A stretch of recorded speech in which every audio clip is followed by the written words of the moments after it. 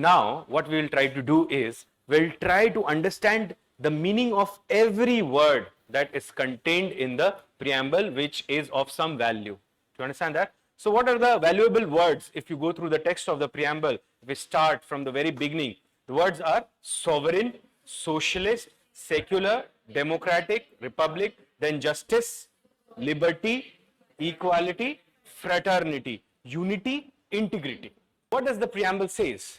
The preamble says that we, the people of India, having solemnly resolved to constitute India into a sovereign, socialist, secular, democratic republic, and to secure to all its citizens what? Justice. Now, there is a meaning behind this arrangement. You see, the first thing that is hammered on here is what? Justice. And of the justice also, which kind of justice? The first kind, social, then economic, and then political. Then it talks about liberty, liberty of thought, expression, belief, faith, and worship. Then equality, equality of status and of opportunity, and to promote among them all. It means among whom? Among the citizens of India. What? Fraternity, assuring the dignity of the individual and unity and integrity of the nation. Then there's a declaration which says, in our Constituent Assembly, this 26th day of November 1949, do hereby adopt, enact, and give to ourselves this Constitution. Do you understand that? So the preamble highlights few things, and you see that it faithfully reflects whatever was discussed during the passing of the objectives resolution in the Constituent Assembly. It first declares what would be the nature of Indian state, and what would be the nature of Indian state? Sovereign, socialist, secular, democratic, republic. Then it also tells us that what the Indian state actually is trying to achieve for its citizens. Justice, then liberty, then equality, and then fraternity. And then it declares that we are taking a pledge, and it is also telling us the date on which the Constitution came into existence, or the date of enactment of the Constitution. Remember, all written constitutions are actually enacted Constitution. And what is that date? 26th of November 1949. Do you understand that? And you see one thing, that was the date when Constitution was enacted and adopted by the Constituent Assembly. But the Constitution actually came into force on which date? 26th of January 1950. Why 26th of January? Why that date was chosen?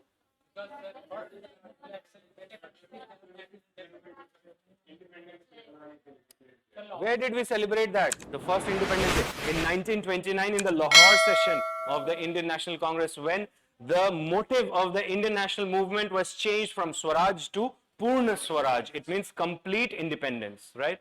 So that's why it was decided that why not pick 26th January as the date on which we will enforce our Constitution, because that date will have a historical importance. Now you see, 26/11 is actually what? It is the Constitutional Day, because 26/11/1949 was the date on which the Constitution was adopted and enacted. Now look at the devious designs of the enemies of the nation. Remember 26/11, what happened in this country?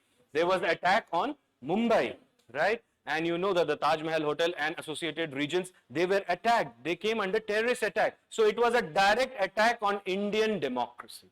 And the date was consciously and deliberately chosen for that purpose. Do you get that? In order to hurt the soul of the nation. But you know, this nation is 5,000 years old, at least. Do you understand that? Civilization I'm talking about. And if we go by Indian sources, it is more than several thousands years old. So this nation is very strong. It's standing on its legs like a strong man and a strong woman. Do you understand that? And it's not going to fall under such kind of attacks. But it is a deliberate attempt. Can you see the design? Can you see the design? Because it is ISI's established policy to bleed India by 1,000 cuts. It is out in open. They have adopted a resolution for that. But more of that you'll learn in your internal security. Don't worry about it. But for now, you keep this in mind that 26/11 is what? It is our Constitutional Day. Do you get that? So let's begin by writing the text of the preamble. So write now like this. And look here. First you should write like this. we the people of India having solemnly resolved all of that to secure to all its citizens. After that, write like this: justice, liberty, equality, fraternity, and when you write justice, put a hyphen and write the forms of justice, and finally that line, in our Constituent Assembly, right? This is the right way of writing the preamble. Now, what we will try to do is, we'll try to understand the meaning of every word that is contained in the preamble, which is of some value. Do you understand that? So what are the valuable words if you go through the text of the preamble? If we start from the very beginning, the words are sovereign, socialist, secular, democratic, republic, then justice, liberty, equality, fraternity, unity, integrity. Do you understand that? So these are the key words that are there in the preamble. And if we understand these words, you will see that going forward, understanding the salient aspects of Indian Constitution or the different parts of the Indian Constitution will not be very troublesome, because you will understand the spirit of the Indian Constitution, right? So we'll start with the first word, that is sovereign. So give the heading, sovereign. Sovereign.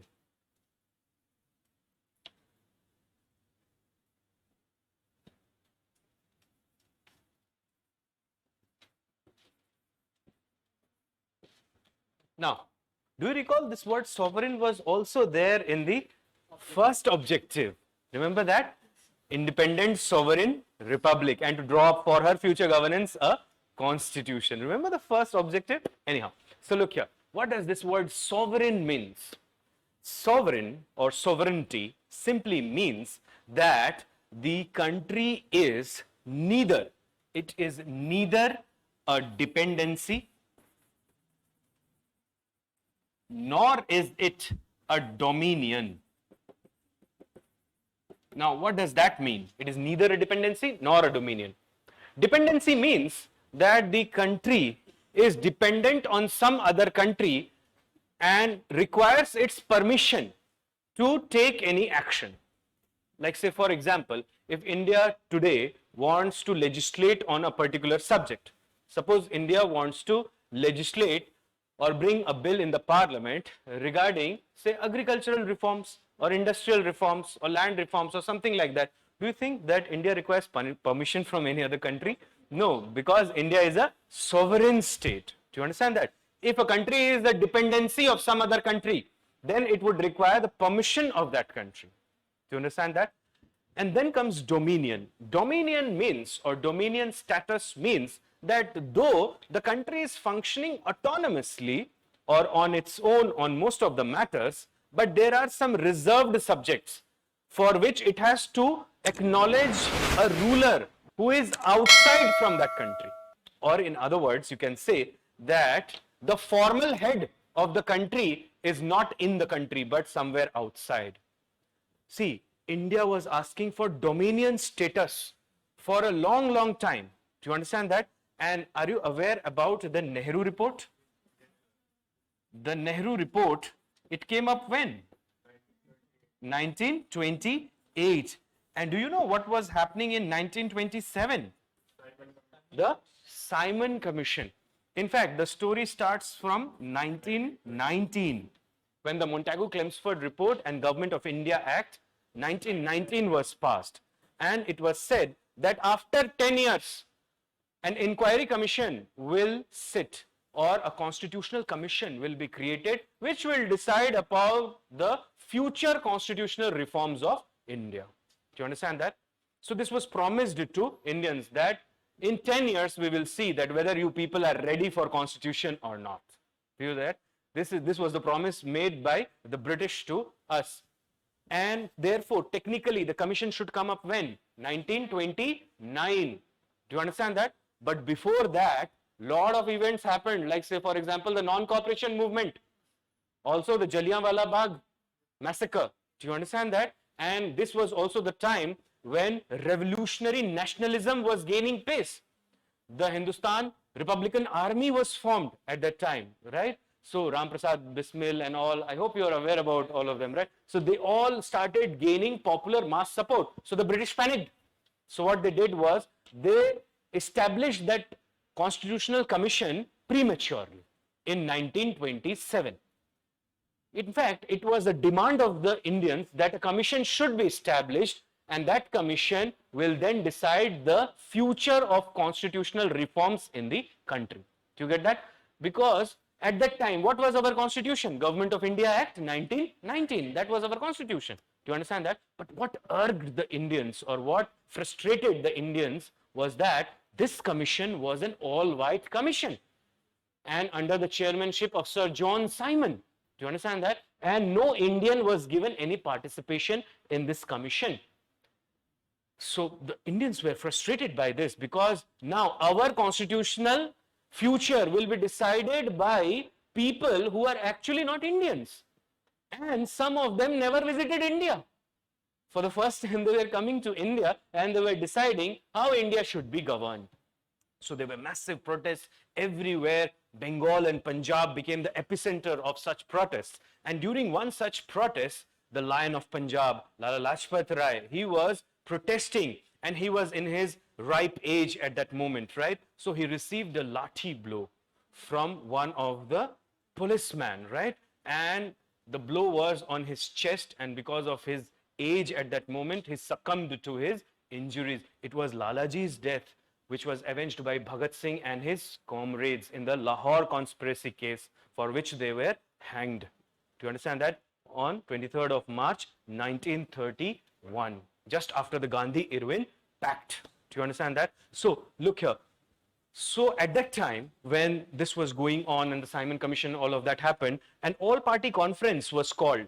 All-party conference means all the political parties at that time, like the Congress, the Muslim League, and all of it, right? All the political parties that were present at that time. So they jointly decided that we will show the Britishers that we can frame a constitution of our own.